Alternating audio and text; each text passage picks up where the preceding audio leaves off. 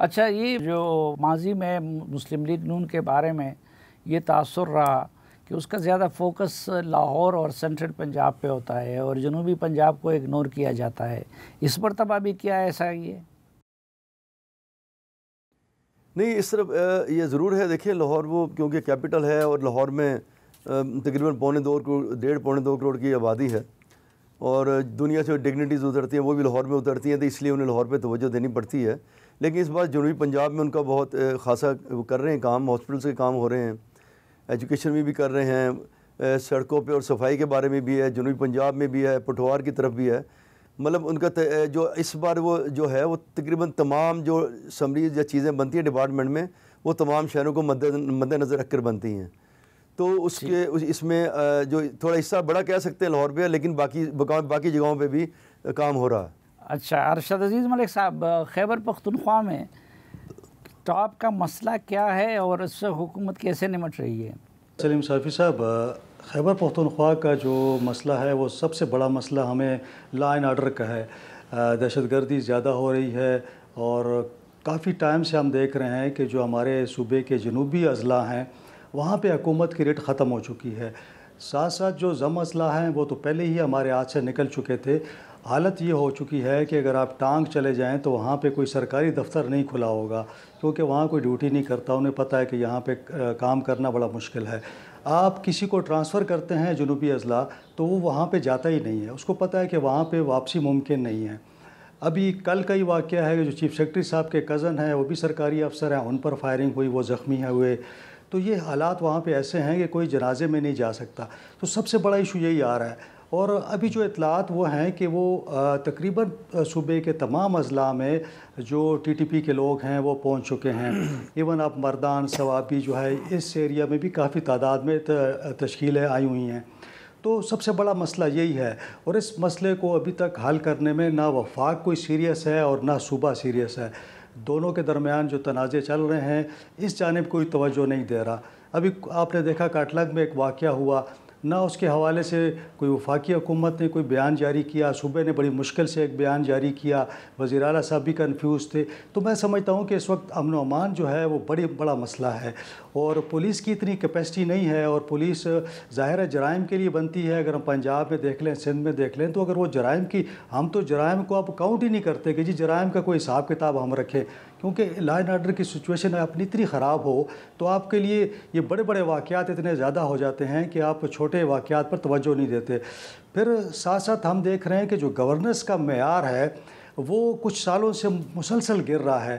یعنی کرپشن کی، بدعنوانی کی جو شکایات تھیں وہ بڑھتی جا رہی ہیں. تو اس جانب کوئی اتنی توجہ نہیں ہے.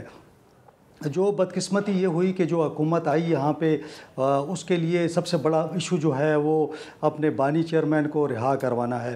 تو جب سے یہاں پہ حکومت بنی ہے وہ احتجاجوں کا سلسلہ چل رہا ہے، تو زیادہ توجہ جو ہے اس جانب ہے. اب یہاں پہ جو بنیادی مسائل ہیں لوگوں کے، اگر میں یہ کہوں کہ یہ صوبے کے اندر پینے کا صاف پانی، پشاور جیسے شہر کے اندر بھی آپ کو شکایات ہیں کہ جی پینے کا صاف پانی نہیں ملتا یا صفائی کا بندوبست اچھا نہیں ہے. ساتھ ساتھ جو ہے بجلی کا معاملہ آپ دیکھ لیں تو وہ بھی اسی طرح ہے. اب سب سے بڑا ایشو کیا آ رہا ہے کہ بلدیاتی نظام کے تحت یہاں پہ الیکشن ہو گئے. آج 3 سال ہو گئے الیکشن کو، 4 سال ہونے والے ہیں، ان کو ابھی تک اختیار نہیں ملا. یہ کام میں سمجھتا ہوں کہ یہ کام بلدیاتی نظام کے تحت ہونے چاہیے. صفائی کا کام ہے، یہ جو پانی کا کام ہو گیا، یہ تمام معاملات ضلعی سطح پہ ہوتے ہیں بلدیاتی نظام میں.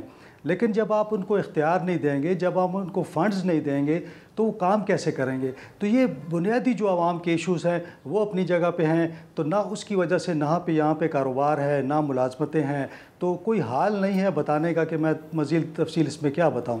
اچھا جی، پارٹی کے اندر اختلافات کی کیا صورتحال ہے؟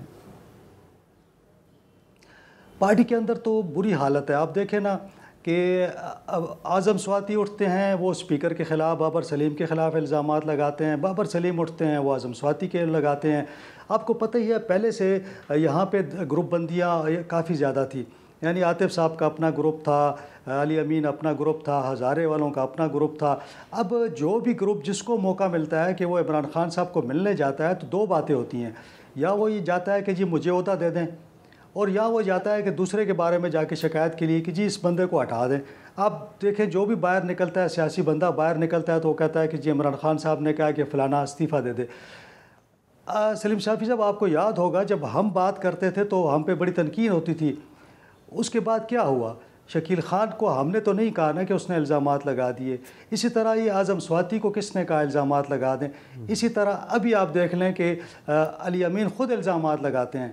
وہ اپنے وزراء سے تنگ آئے ہوئے ہیں اور انہوں نے اپنے وزراء کے بارے میں جا کے شکایت لگا دی عمران خان صاحب کو کہ جی ان کو کچھ لوگوں کو میں فارغ کرنا چاہتا ہوں. اسی طرح ان کی احتساب کمیٹی کے اندر آپ دیکھ لیں کتنے ایشوز آ رہے ہیں. تیمور جگڑا کے حوالے سے ابھی جو ریسنٹ رپورٹ آئی ہے اور وہ اس کے اندر کتنے بڑے بڑے الزامات ہیں.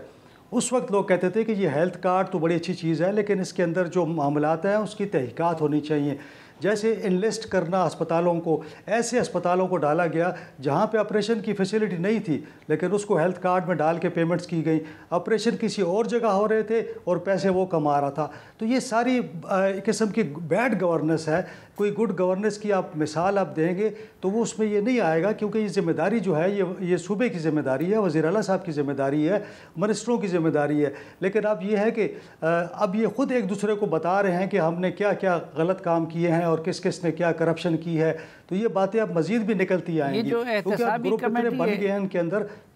یہ جو احتسابی کمیٹی ہے ملک صاحب یہ کن لوگوں پہ مشتمل ہے اور کس نے بنائی ہے؟ اب دیکھیں نا اس پر بھی ایک الزام یہ آ رہا ہے کہ یہ کمیٹی جو ہے یہ جانبدار ہے. اس کی وجہ یہ بتائی جا رہی ہے کہ شاہ فرمان صاحب اس کے اندر ہیں. 3 لوگ ہیں. شاہ فرمان صاحب جو ہیں وہ گورنر تھے اور علی امین کے بہت قریب دوست ہیں، یعنی وہ ایک ہی جگہ ان کا کھانا پینا بیٹھنا تو وہ بھی اس میں ہیں. مصدق عباسی جو ہیں وہ مشیر ہیں وزیر اعلیٰ کے تو وہ بھی وزیر اعلیٰ کے ان کی جانب ہوئے. تیسرے جو ہے وہ قاضی انور صاحب ہیں تو وہ اگر آپ کہہ سکتے ہیں کہ اس پوری 3 رکنی کمیٹی کے اندر قاضی انور صاحب جو ہیں وہ تھوڑا بہت ان کا وہ ہے. لیکن پھر بھی یہ کہا جا رہا ہے کہ یہ کمیٹی جو ہے یہ حکومت کی اس پہ لوگوں کو نوٹس جاری کرتی ہے. کچھ دن پہلے انہوں نے کچھ عرصہ پہلے عاطف صاحب کو نوٹس جاری کیا، وہ بھی مخالف دڑا تھا. پھر ظاہر شاہ طورو صاحب کو بھی ایک نوٹس گیا کیونکہ وہ بھی ان گروپ میں تھے. پھر اس کے بعد جو ہے اب تیمور صاحب کو نوٹس چلا گیا. تو یہ جنید کو بھی اسی طرح ہٹایا گیا. تو یہ ایک پارٹی کے اندر کشمکش چل رہی ہے. اور میں سمجھتا ہوں کہ میری وزیر اعلیٰ صاحب سے بھی جب بات ہوتی ہے تو وہ بھی کہتے ہیں کہ جی گروپ بندیاں ہیں، اسی وجہ سے پارٹی کو نقصان ہو رہا ہے صوبے کے اندر. لیکن یہ مسلسل ایک دوسرے کی یہ سیٹوں کی جنگ ہے اور ہر بندہ ہی چاہتا ہے کہ یہ وزارت اعلیٰ مجھے مل جائے. تو ساری جنگ ہی وزارت اعلیٰ کے لیے ہے. اور کل اب تیمور صاحب نے الزام لگا دیا کہ جی وزیر اعلیٰ صاحب کہتے ہیں کہ جی میں نے 22 کروڑ روپیہ دیا ہے صرف ضمانتوں کے لیے، یعنی جو لوگ گرفتار ہوئے تھے 9 مئی کے بعد اور پھر یہ اسلام آباد دھرنے میں، اور کوئی 45 کروڑ روپیہ وہ کہتے ہیں کہ جی میں نے جو احتجاج ہوئے ان پہ لگا دیا. تو وہ اب سوال کل کر رہے تھے کہ جی یہ 75 کروڑ روپیہ کہاں سے آیا. تو آخر اس کا بھی جواب وہ کہتے ہیں کہ جی یہ کمیٹی وزیر اعلیٰ صاحب کو نوٹس کرے، اس سے پوچھے کہ بھئی آپ نے 75 کروڑ روپیہ کہاں سے ارینج کیا ہے.